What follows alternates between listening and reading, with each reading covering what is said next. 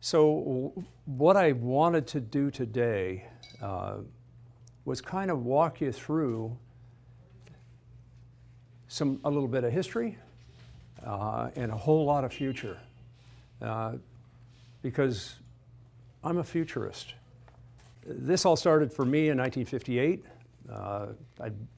I'd been hot rodding since '54, and in '58 I sold my first engine, August the 16th of 1958.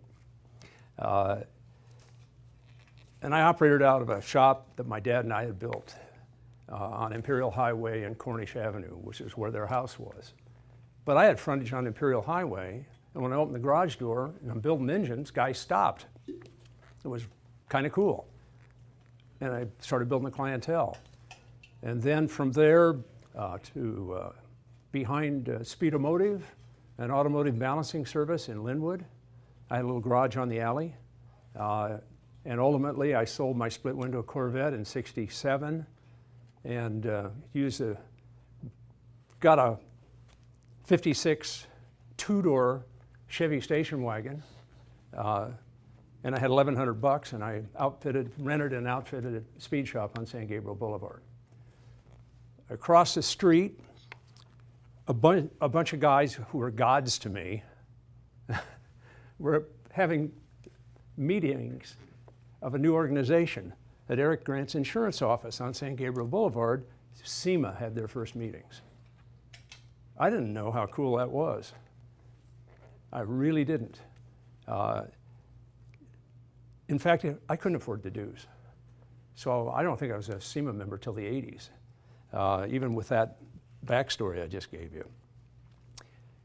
Got into turbochargings. World War II was huge. It was the greatest development of the reciprocating engine known to man. In a short period of time, they pushed what you could do with a recip way into the future. And then the jet came and killed them. By that I mean the recip aircraft engines.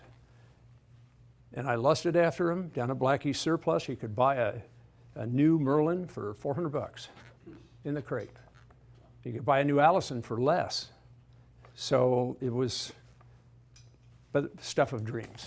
So I started this whole thing of hot rodding, building my own hot rods, and got into boats. I built my first blown engine in 1960, a nailhead Buick that went into an R&R 18-foot wood ski boat.